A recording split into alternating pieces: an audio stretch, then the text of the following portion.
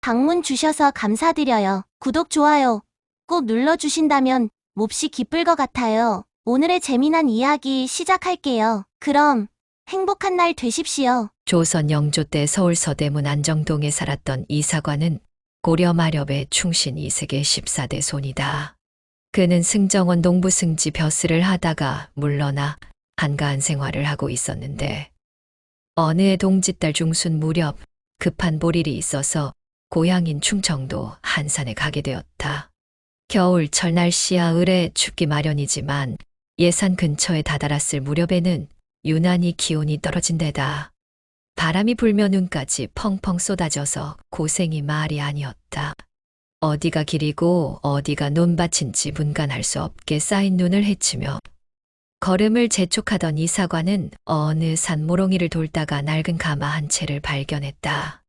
가마는 땅바닥에 내려져 있었고 그 곁에서 초라한 행색의 선비와 가마꾼 두 사람이 몹시 걱정스러운 얼굴로 안절부절 못하고 있었는데 이사관이 가까이 다가갔더니 가마 속에서 갓난아이의 울음소리가 들렸다. 니신지 모르겠소만 여기서 왜 이러고 계시오? 이사관이 의아해서 묻자 선비가 쑥스러운 듯이 말했다. 아내가 해산달이 가까웠기에 처가에 데리고 가려고 나섰더니 그만 여기서 몸을 풀지 않았겠소. 아니, 저런. 갑자기 당한 일이고 보니 무엇보다도 갓 태어난 것이 이 추위에 연약한 목숨을 부지할 수 있을지 모르겠구려. 그 말을 들은 이사관은 입고 있던 값비싼 양털 가죽 두루마기를 얼른 벗어 주었다. 자, 어서 이것으로 덮어주시오. 아이고, 이렇게 고마울 대가. 여기서 이러고 있다가는 정말 어린 것이 위험하오. 어서 인가를 찾아갑시다. 이사관의 재촉에 따라 가마는 다시 바삐 움직이기 시작했다. 이윽고 어느 마을에 도착한 일행은 산모와 아기를 구원하기 위해 어느 집의 방 하나를 빌렸다. 이사관은 집주인한테 돈을 두둑이 집어주어 산모의 방에 군불을 뜨겁게 지피도록 하고 미역국을 끓여 허기를 면하도록 해주었다. 가난한 선비는 눈물을 흘리며 이사관의 손을 잡았다. 노영께서 도와주시지 않았다면 아내와 어린 것은 무사할 수 없었을 것이오. 이 큰 은혜를 무슨 수로 갚을지 모르겠구려. 남의 공경을 보고 그냥 지나치는 사람이 어디 있겠소.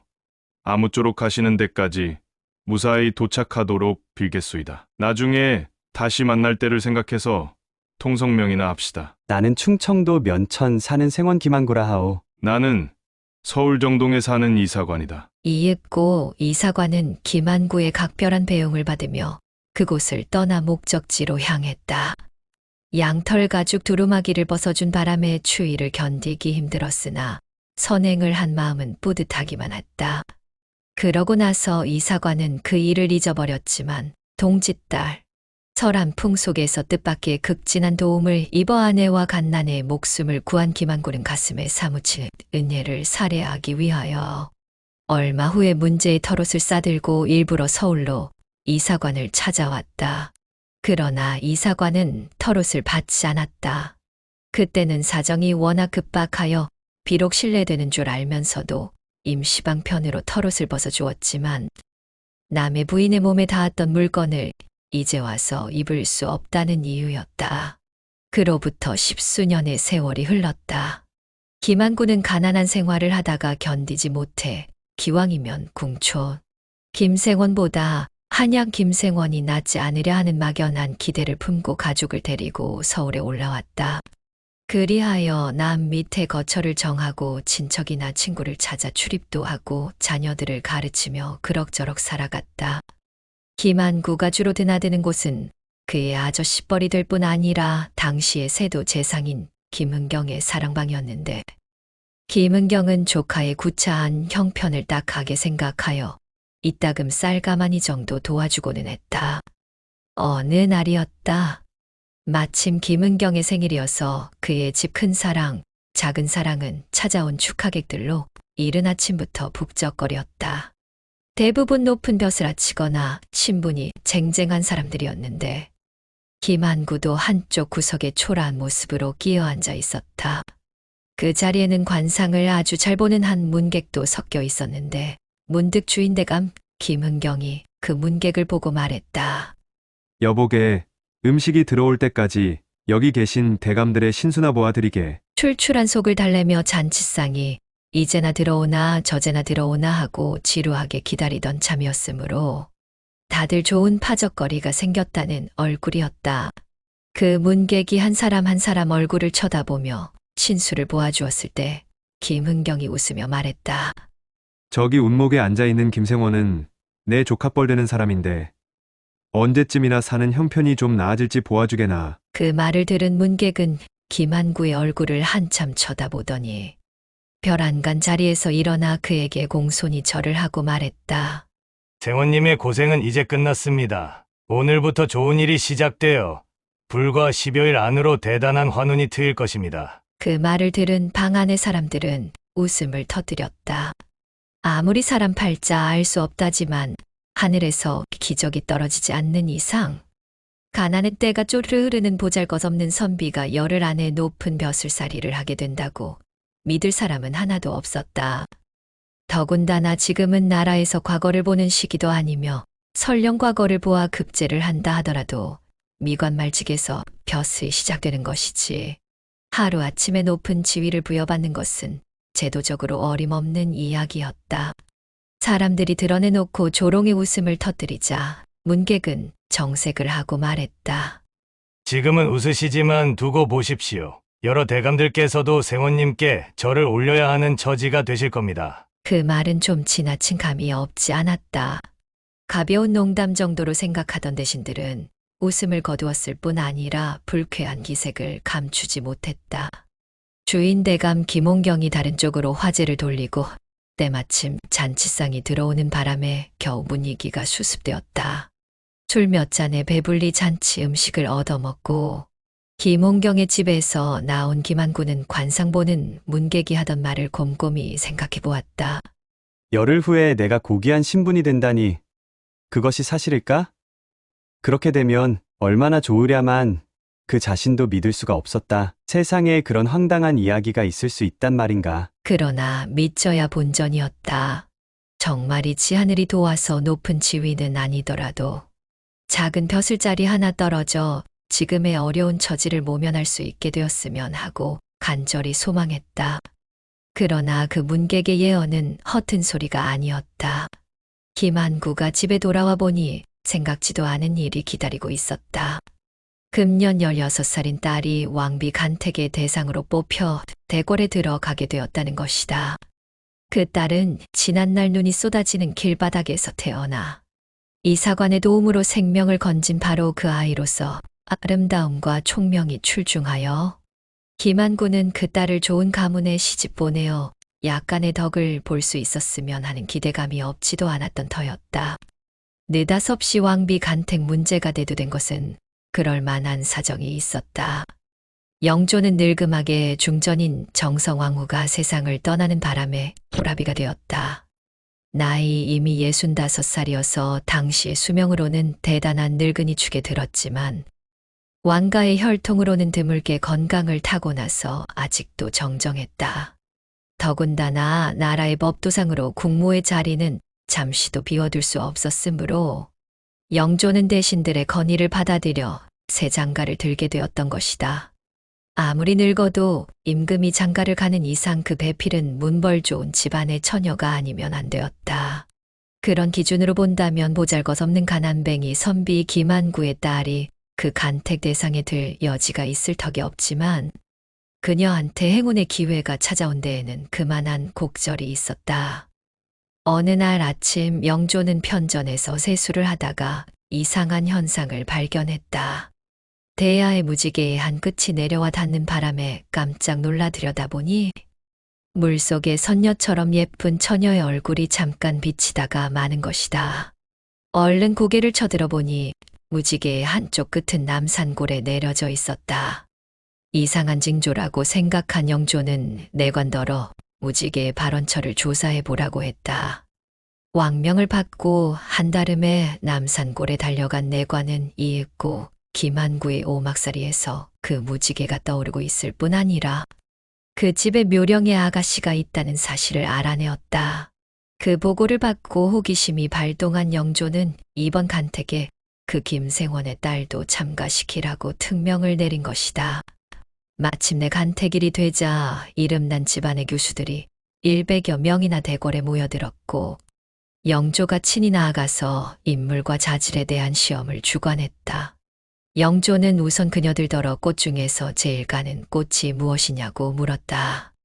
그러자 모두들 모란이니 연꽃이니 장미니 국화니 하는 일반적인 꽃의 이름을 대었는데 유독 김처녀만은 목화가 제일이라고 대답했다. 왜 하필이면 목화인고? 목화는 아시다시피 솜꽃입니다. 나비와 벌을 부르는 향기도 없고 사람의 사랑을 받을 만한 아름다움도 없으나 어느 꽃보다 희고 순결합니다. 뿐만 아니라 그것으로 시를 자사 대를 짜면 장거리에 내다 팔아 장사치들이 이문을 얻을 수 있고 백성들은 그 배로 옷을 지어 입습니다. 그러니 한낱 향기나 아름다움밖에 지니지 못한 일반 꽃들과 어찌 비교가 되겠습니까? 그 깜찍한 대답을 들은 영조는 빙그레 웃으며 그녀의 사주단자를 들여다보았다.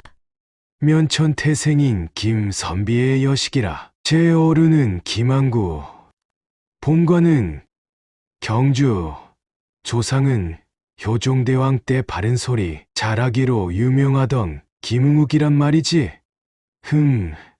그만하면 문벌도 괜찮군. 영조는 고개를 끄덕이고 나서 교수들을 상대로 이번에는 다른 질문을 던졌다.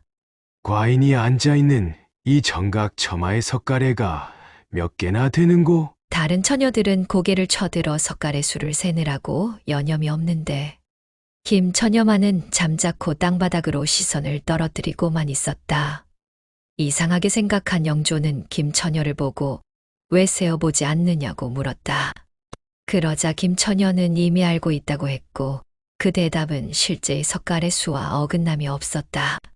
세어보지도 않고 어떻게 아느냐? 존엄하신 상감마마 앞에서 어찌 감히 고개를 쳐들어 세워보겠습니까? 그렇더라도 하문하심에 대답하지 않을 수 없겠기에 부득이 처마 밑에 낙수자리를 세워서 석가래 수를 헤아렸습니다. 옳거니 영조는 무릎을 쳤다. 더 이상 알아보고 말고가 없었다. 김처녀는 즉석에서 간택의 영예를 안아 별궁으로 모셔졌고 다른 교수들한테는 집으로 귀가 허락이 떨어졌다. 그렇듯 딸 하나 잘 둔 덕에 남산골 가난뱅이 김생원은 하루 아침에 임금의 장인이 되었으니 김은경의 생일날 큰 소리를 쳤던 관상쟁이 문객의 예언은 신통하게 들어맞은 격이 되고 말았다. 김안구는 정일품 보국숙록대부 오흥부원군의 자기를 하사받아 신분이 하늘처럼 높아졌고 그 미대장의 병부까지 차게 되었으며 아들과 아우까지 벼슬을 얻었다. 오막살이에서 100여 칸의 고래등 같은 기와집으로 옮겨 살게 되고 죽으로 끼니를 때우는 것조차 쉽지 않다가 곳간에 쌀과 나무가 산더미처럼 쌓이는 호합한 생활로 바뀌었다. 그렇게 되자 그전에는 거들떠보지도 않던 일가 붙이며 친지들이 문이 미어지도록 모여들게 되니 사람의 팔자는 참으로 알 수 없는 것이다. 그처럼 부귀와 공명을 한꺼번에 얻은 김한국과 정순왕후 김씨는 옛날의 은인 이사관을 잊지 않고 있었다. 그래서 은공에 보답할 방법을 모색했다. 늙은 임금의 마음을 한박 사로잡은 김비는 이사관의 선행을 입이 닳도록 칭찬하면서 그에게 벼슬을 주도록 간청했다. 왕인들 사랑하는 여인을 살아나게 하여 지금 자기 옆에 있게 한 사람을 기특하게 생각하지 않을 까닭이 없었다. 듣고 보니 인정과 의리가 있는 사람이군 그래. 이사관에게 무슨 벼슬을 주어야 중전의 마음이 흡족하겠는가? 정승을 시켜 주십시오. 허허, 정승은 임금이라고 해서 마음대로 임명하는 것이 아닌걸. 원로 대신들의 추천이 있어야 하고 임금은 결제만 하는 것이야. 그러시다면 판서라도. 그래, 그 정도는 가능하겠지. 그럼 호조판서를 시켜줄까? 황송하옵니다. 여기서 당시의 조정 형편을 살펴보면 연로한 영조는 사실상 정치 일선에 은퇴하고 그 대신 세자가 섭정으로서 국가 대소사를 처리하고 있었다. 그러다 보니 조정에는 임금의 후광을 업고 있는 늙은 대신들과 하위직으로서 세자를 추종하는 야심만만한 신진 세력이 은근히 대립하는 양상이 나타났다. 거기에 김안구와 그의 아들 김구주 일파가 새로운 세력 집단 형성을 꿈꾸며 끼어들었는데 그들의 입장으로는 세자의 존재가 큰 벽이 아닐 수 없었다. 보잘것없던 집안에 그 정도의 부귀영화가 떨어진 것만으로 만족했다면 아무 탈이 없었을 것이다. 그렇지만 사람의 마음이란 한결같지 않고 욕심 또한 한계가 있는 것이 아니어서 더 큰 행복, 더 큰 권력을 추구하는 잘못을 저지르고 말았다. 특히 김구주의 음모와 관계는 뛰어나서 중전이 된 누이를 부추겨 조선조 왕실의 최대 비극 가운데 하나인 사도세자의 참변을 일으키게 되었다. 아버지가 친아들을 뒤주 속에 가두어 굶겨 죽인 비극적인 사건은 아무리 늙은 왕이 젊은 아내의 아양에 놀아나 판단력과 분별력이 흐려졌다고 하더라도 이해하기 힘든 점이 있다. 어쨌든 세자를 제거하는데 성공한 김구주는 왕위 계승권자인 세손한테도 악랄한 손길을 뻗치려고 했다. 그러기 위해서는 사도세자의 장인이며 세손의 외할아버지인 영의정 홍봉한, 그의 아우 좌의정, 홍인한 형제를 제거하지 않으면 안 되었다. 그들이 세손의 후견인으로 버티고 있는 한 자기네의 앞날을 장담할 수 없었기 때문이다. 청주 출신의 어리석은 선비 한유가 당시 김구주의 집에 드나들었는데 김구주는 그를 유생들의 대표격인 양 꾸며서 상소를 올리게 했다. 세자의 사건과 연관지어 홍씨 형제한테도 엄중히 죄를 물어야 한다는 내용이었다. 그 바람에 홍봉하는 벼슬을 내놓고 집에 들어앉았으나 홍인하는 임금의 신임이 워낙 두터운 덕에 여전히 좌의정 자리를 보존할 수 있었다. 그러던 중에 영조가 덜컥 병이 들었다. 임금이 늙고 쇠약하여 내일을 기약할 수 없게 되자 가장 불안해진 것은 물론 왕비 김씨지만 그의 못지않게 두려움을 느낀 것은 김구주 일파였다. 임금이 세상을 떠나면 당연히 세손이 보위를 물려받게 될 것이니 그렇게 되면 아버지인 사도세자의 일을 너무나 잘 알고 있는 신왕이 자기들을 가만히 두지 않을 것이 뻔했기 때문이다. 설령 신왕이 할아버지의 처사를 문제 삼는 것을 꺼려 입을 열지 않는다 하더라도 정치적 반대 세력들이 잠자코 있을 턱이 없었다. 그 대목에서 김구주는 다시 비상한 머리를 굴렸다.